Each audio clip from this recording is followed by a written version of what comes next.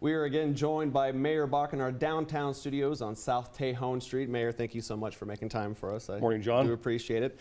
I guess we're going to start with the late breaking news of sorts. Yesterday, Governor Hickenlooper signed in Senate Bill 13025 in regards to firefighters' collective bargaining agreement. In your opinion, is that a good thing or is that a bad thing? Where are you on that? John, you're referring to now a state law that went into effect yesterday that is really deeply disturbing in terms of the state of Colorado usurping local authority. And we're talking about a mandatory collective bargaining for firefighters statewide. You know, ironically, I joined with Matt Applebaum, the mayor of Boulder, in testifying before the Senate committee that initially considered this bill. And Boulder and Colorado Springs are pretty different in some ways, including Boulder already has collective bargaining in place for its employees. It opposed this bill because it felt that the state was intruding on local authority for home rule cities, which Boulder is a home rule city, so are we.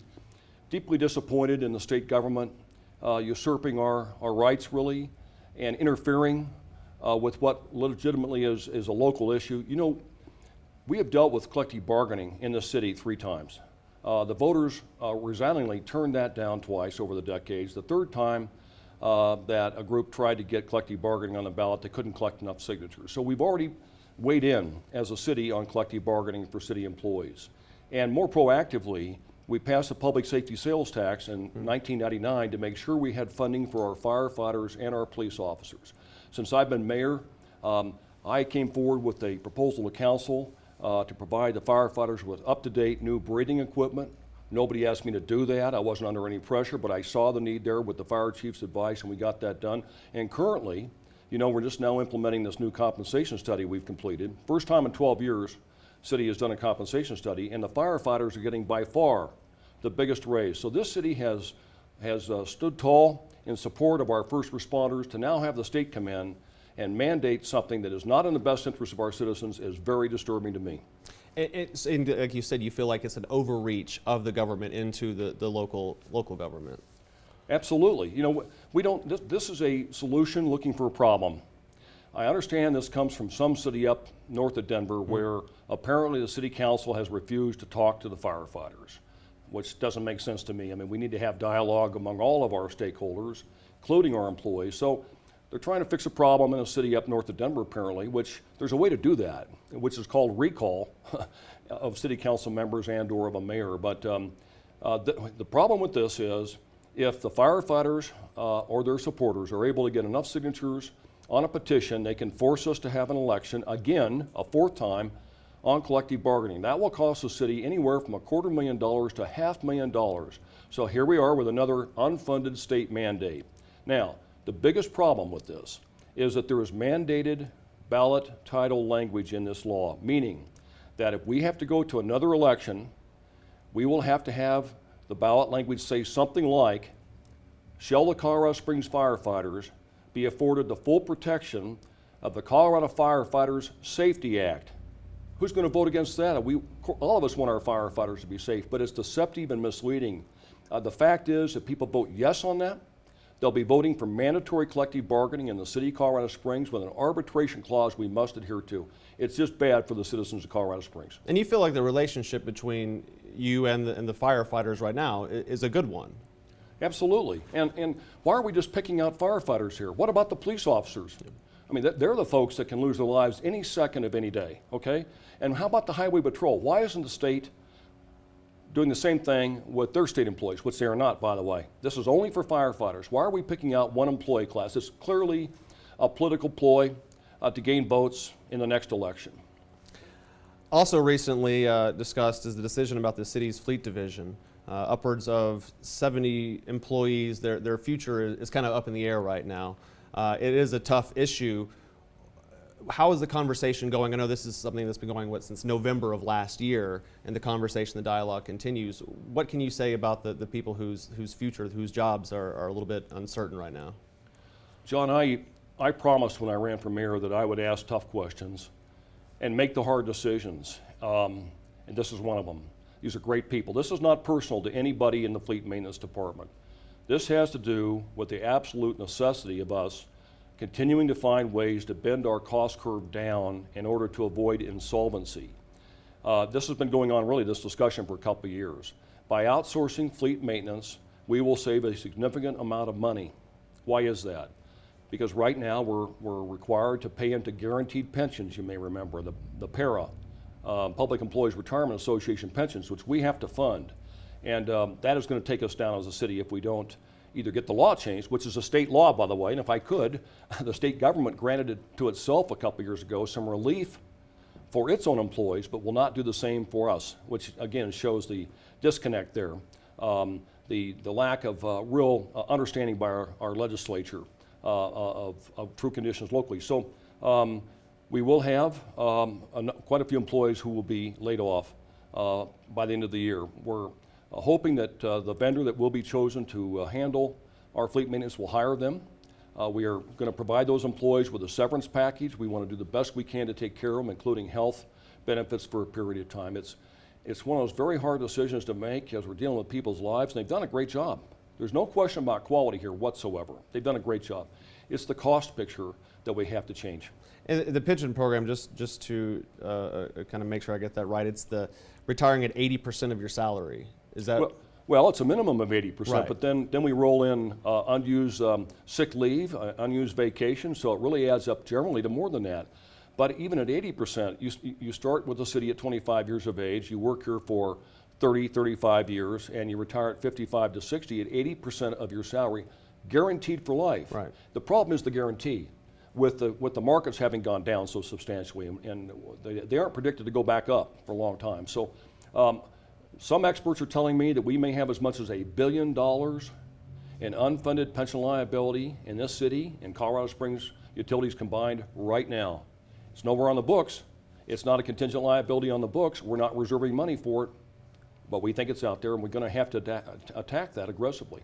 What would you like to see moving forward? Maybe not that sort of setup. What do you think, like a 401k, or what would you like to see in its stead? Well, yes, city employees should be on a retirement plan similar to what we see in the private sector in terms of sustainability. That's all this is about, is how are we going to sustain this? It's one thing to make promises to people and for them to rely on that, and you know about Stockton, California, and you know about Detroit, Michigan, and a number of cities in Illinois are on the edge of bankruptcy. Once that happens, if we ever have to go through bankruptcy in this city, all bets are off and people could lose all their benefits. I don't want that to happen. I want people to be able to have a retirement, but moving from what's called a guaranteed pension, a defined benefit pension, guaranteed, to a 401k is absolutely the answer, where we continue to help people plan for their retirement, but where we're not in a position of having to be forced to pay benefits 60 years in the future that may be immense, that we can't afford. Retail marijuana, also something in the headlines. I think we're all pretty much aware of this now, and you came out at the end of last month about your opinion about retail marijuana in Colorado Springs. If you could elaborate on that for us. We have a new state law. It's called Amendment 64, passed last November, that legalizes recreational use of marijuana by adults. Also legalizes the commercial sale, cultivation, manufacturing, and testing of recreational marijuana, except that the bill that was passed by the voters has an opt-out provision for local jurisdictions, such as Colorado Springs, whereby local jurisdictions can elect not to allow those commercial activities. And by the way, El Paso County and the town of Monument have already banned the commercial sale of recreational marijuana. The town of Woodland Park Council will be voting today on that. We'll see what they do. So we had understood from City Council that they were going to vote on that issue of whether or not to allow or ban commercial activity on recreational marijuana. We thought they were going to vote on next week, actually. And so I felt it was appropriate to go to council last week and make comments. I also invited a number of business leaders and retired military leaders to speak. Well, council apparently decided to put this off in terms of their vote until late July. But I was there, we had other people there, we proceeded to make comments. One councilor has criticized me for jumping the gun. I didn't intend to. I was told that they were going to vote shortly after. So that's the background. Now, so here's the concern I have with respect to commercial sales and so forth on recreational marijuana. There are three concerns. One is public health, and Governor Hickenlooper has said repeatedly, including a visit here, that young people 18 years of age and younger who use this new grade of marijuana that's out there on a regular basis are at risk of having their memory impaired permanently, John. Think about that, permanently. Some ways, not unlike older people who lose some of their memory, but gosh darn, you don't want young people to lose memory. So that's a deep concern. Public safety, police chief's telling me, has no idea how many more police officers we're going to need or how much more money we're going to have to spend, but that we better anticipate a big increase in vehicular accidents, personal injury, death, more crime. So now we're going to be needing to spend even more money on law enforcement there. Thirdly, and to me most compellingly from my point of view, is this. If we allow commercial sales of recreational marijuana in the city, I think we are at serious risk of losing potentially tens of thousands of primary jobs. I'm talking military and civilian.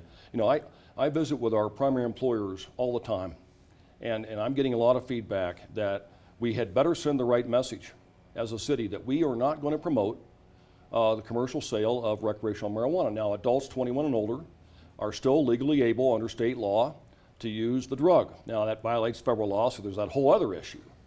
And, but so it's a serious matter. It's another one of those tough decisions.